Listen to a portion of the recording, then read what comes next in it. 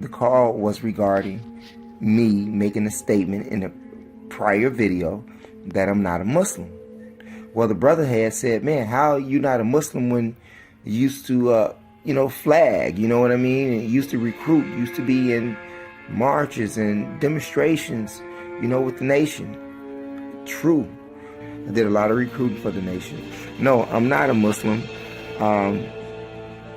because I can't subscribe to my oppressor's school of thought. Yes, it's true, Arabs enslaved black people.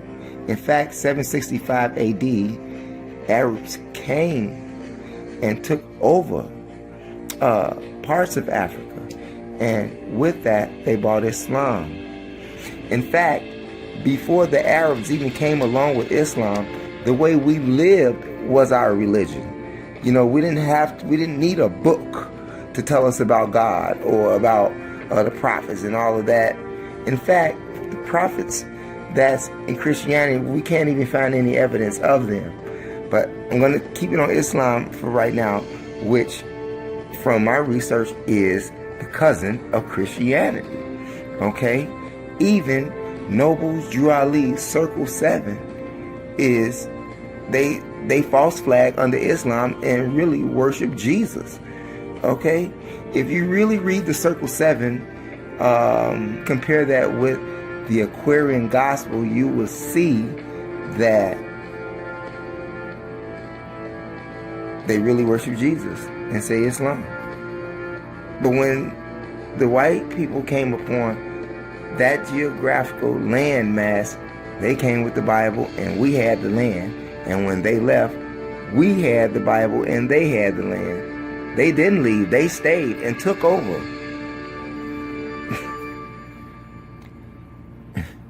And left and came back and took over some more. So it's been the Arabs, it's been the Dutch, it's been the French, it's been the Spaniards, it's been the Portuguese. Hell, China is ruling Africa right now, okay? China. Incredible. Now with the Nation of Islam, getting back to that, I cannot take away all of the discipline and the knowledge that I've learned from Elijah Muhammad, okay?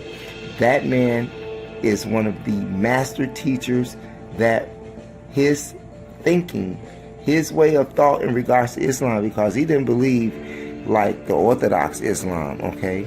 And he didn't teach it that way, but he had you to read that book and said that you are in that book. So he wasn't talking about Arabs.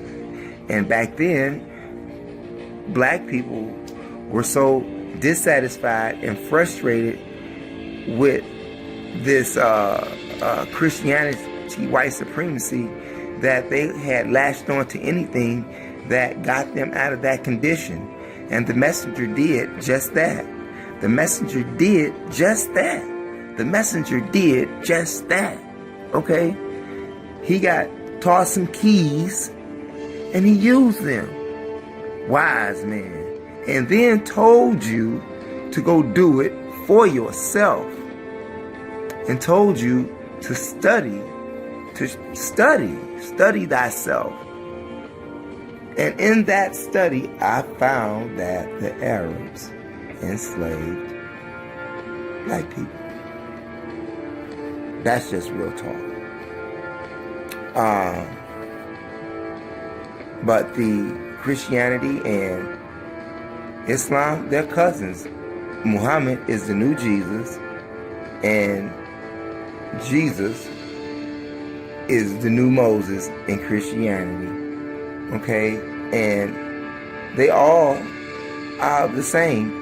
In fact, if you go deeper into Islam, you will find that Muhammad, when they say that the Quran was revealed to him, Arab speaking did not come into existence until 60 to 100 years after they say the man even got the book, okay? Or received the book or spoke the book to him. However, which way you want to put it. But Arab language was not even around when that book was, as they say, revealed to him. Okay? In fact, Arab language comes from a Syriac language. Okay? And in Syriac language, which is the grandfather or grandparent of Arab language, used across, but spoke about Allah. It is incredible, you all. And this is what enslaves the minds of our black people today. Right now in the black community, even though you may have rundown houses, potholes in the street, you may have drug dealers, but you got two things left standing. That's the church and the liquor store. Every week you're paying your Jesus money. I'm going to tell you what's happening with your Jesus money that you're paying every week. It's going right into the bank, and the bank is giving it to new developers to move you out of the neighborhood. Gentrification. Even the reverend, the black reverend whom you give your money to, he don't put any money back into the community either. It's just like the white man. Take it all, take it all, take it all, take it all. So, with that being in mind, it's important for you. It's very important for you to think for yourself.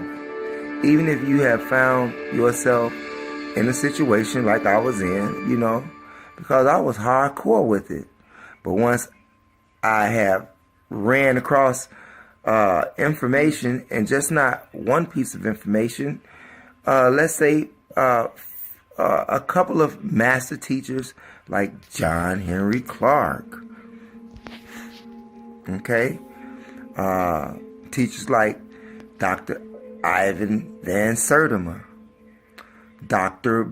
Ben, okay, James Smalls, Professor James Smalls, but I really haven't read too much about Professor James Smalls yet, but he's around. I'm going to get to him. But like I said, even with Dr. Frances Cress Welsing, she gets it off real heavy. She gets it real heavy in the ISIS papers. You have to check that book out.